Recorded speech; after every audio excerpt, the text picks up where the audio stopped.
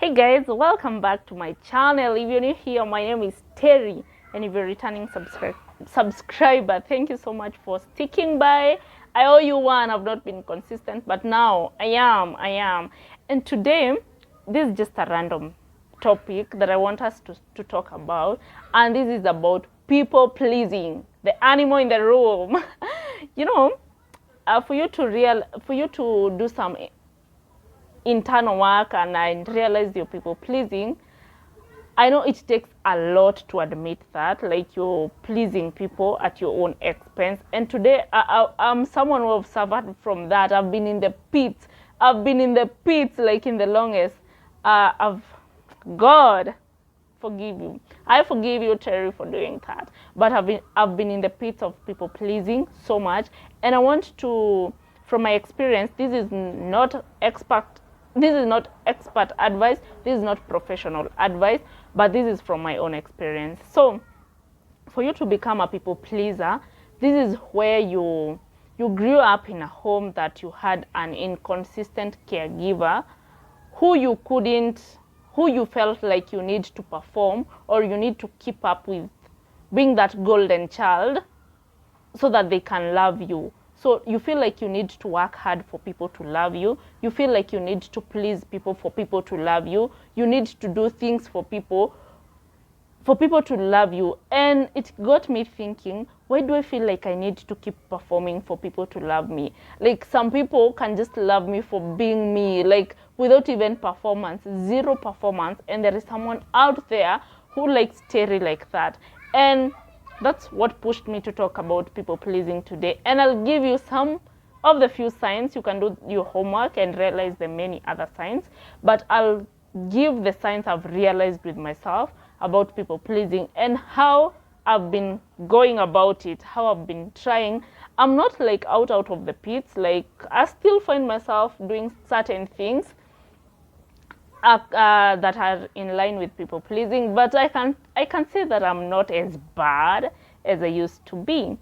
So the first thing that you realize with most people pleasers, they seek external validation. Like you seek external validation so much, you feel like you cannot make decisions on your own. You feel like decisions that you make alone are not good enough. So you feel like you need to, unataka tu kuambiwa, I know I'm supposed to do that. I know maybe I'm doing the right thing, but you need someone to confirm that for you.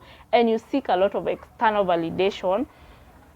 And this is where now you end up pleasing people so that like they can stamp, they can validate that the decision you're making or something you want to do is the right thing.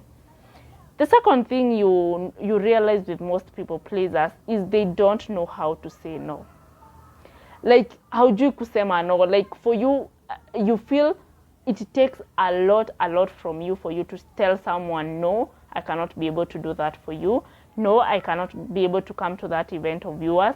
No, I'm currently fixed up. Like, you feel like you cannot be able to decline people favors that they come from you. You feel like, oh my God, they have chosen me to come to me and ask me for that favor, so I have to deliver it to them. I have to do it, because imagine among all the other people alikuja tu kwangu, ni mimi aliambia hiyo story, ni mimi, they saw it right to come to me, so I'm somehow obligated to fulfill that to them. Imagine, no, even if you don't give them that, they will get it from somewhere else. Sometimes it's not the end of the world if you say no. It's not the end of the world. Like, they will get the help from somewhere else. If you're not able to give them the help, imagine they'll get it from somewhere else. So just relax. They'll get it from somewhere else. Something I've also noticed with people pleasers, including me, is we have very blurred boundaries. Like, our boundaries are so porous. Like, you cannot tell like this is a boundary. Like, you set it, then it's like it's not there. Like, your boundaries, you tell someone you cannot call me past. Okay, you tell yourself, not even someone, because boundaries are not for someone. Boundaries are for you. You set a boundary for yourself, like you will not take maybe unimportant calls past 9 p.m. and then someone calls you at 10 and you still pick it. Like you start thinking, oh my god, they can be in danger, oh my god, they need me, oh my god. No, like if you set a boundary for yourself, make sure like you try to keep the boundary. And I'm not saying that you set rigid boundaries that you cannot compromise for anyone. We compromise boundaries for people, but it has to be a very, very, very, very, very tangible reason why you're compromising that boundaries. Let's say you set an emergency fund. You set an emergency fund for yourself. Then someone comes to you, they need 10K. And you have your emergency fund, and you set your emergency fund that you can only withdraw money when maybe you lose your job, you have no source of income, and you have to cater for your basic needs. Then you find yourself going to withdraw the money. It's not an emergency, it's not sickness, it's not nothing serious.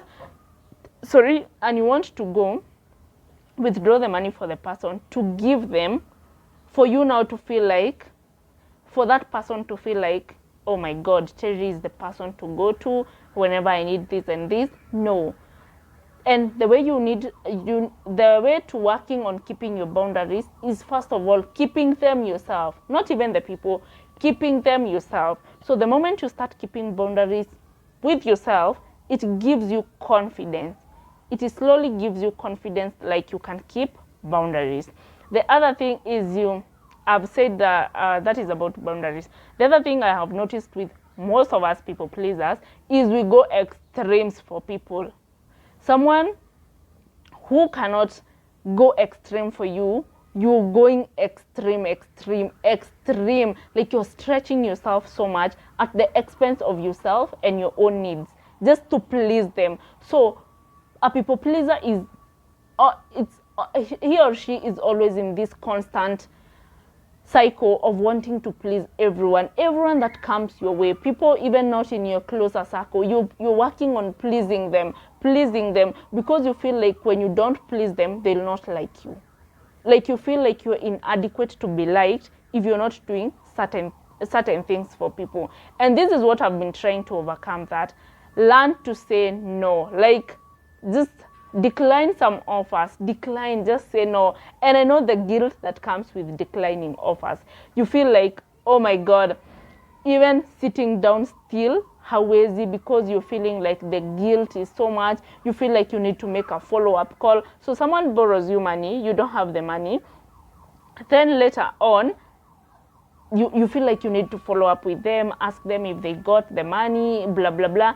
No, like, just sit in that discomfort. Like, if you tell a person, no, I cannot be able to do that, don't do follow-ups. Like, don't get involved so much because you feel like you still want to help, but you're not in the capacity to help. So just still in the, for saying no and for keeping boundaries, it's like a muscle. You have to work it out. You have to keep working it out for it to become strong.